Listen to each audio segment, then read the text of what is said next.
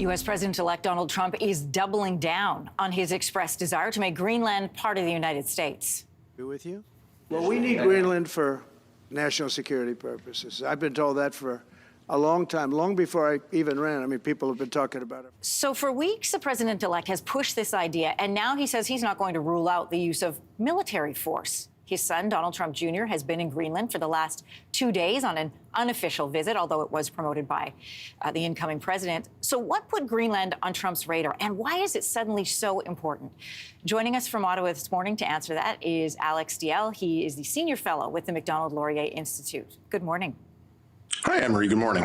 I'm going to throw up a map because I want to remind everybody of where Greenland is in relation to us. The distance from Newfoundland and Labrador to Greenland, if you're looking at it there, is just over 2,000 kilometers. Trump has said that the U.S. needs Greenland for two reasons: national security and economic security. What is he after here? Well, that's a great question. So there's an excellent view of the world. When you look at this, what you're going to see in real time is that climate change is affecting the Arctic more quickly than anywhere else. And that's creating new opportunities for looking at shipping routes and new resource opportunities.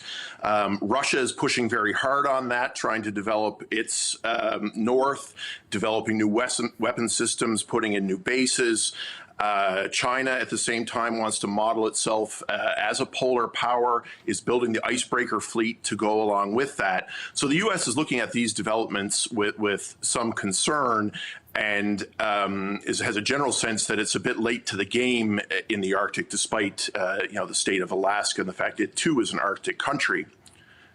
Yeah, I want to put this into a little bit bigger context. So putting aside Donald Trump Jr.'s visit and Trump's tweets, the reality is Greenland is a key part of Canada's Arctic strategy. In Canada, we learned in December, they're setting up a consulate in Greenland. Why is this nation suddenly so important to Canada and to the United States? Is it just security? Is it economics? Is it resources? I would say it's a little of each of those things, Anne-Marie.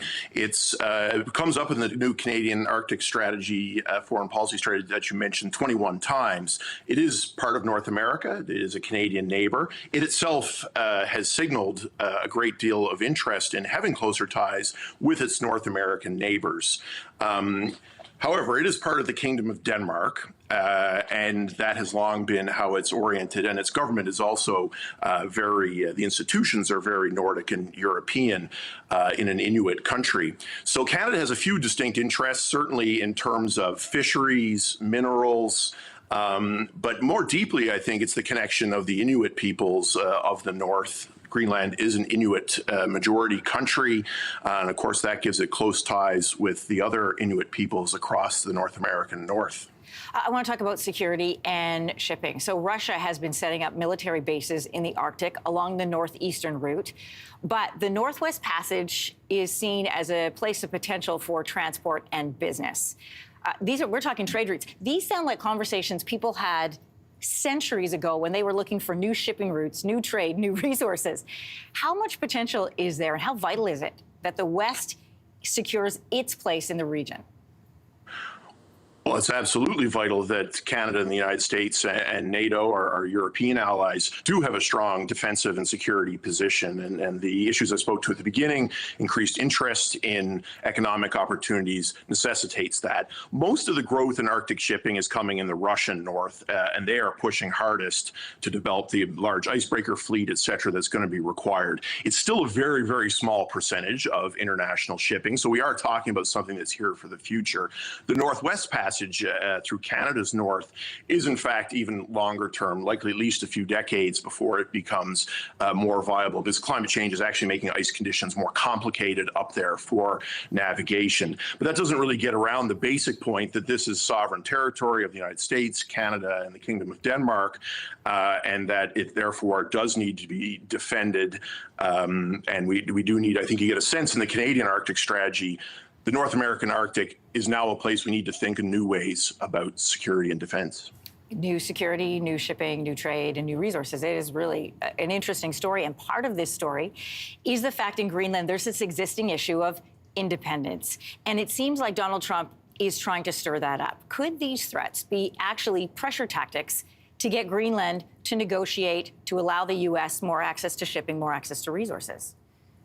I think you're absolutely right that these are pressure tactics. That's very much President-elect Trump's style.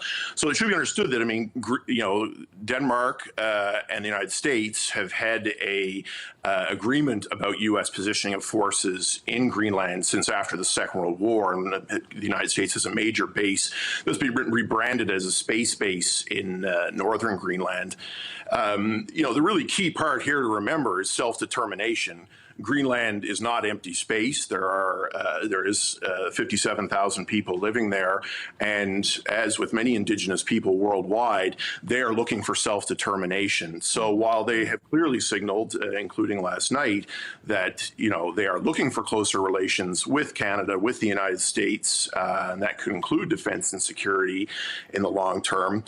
Independence is a question for Greenlanders, and the constitutional arrangement they have with Denmark actually permits for this to happen. It's interesting in that context when you go back and read his tweets, where he's putting pressure, what he is stirring up, sending his son with MAGA hats and making sure the media there sees those pictures.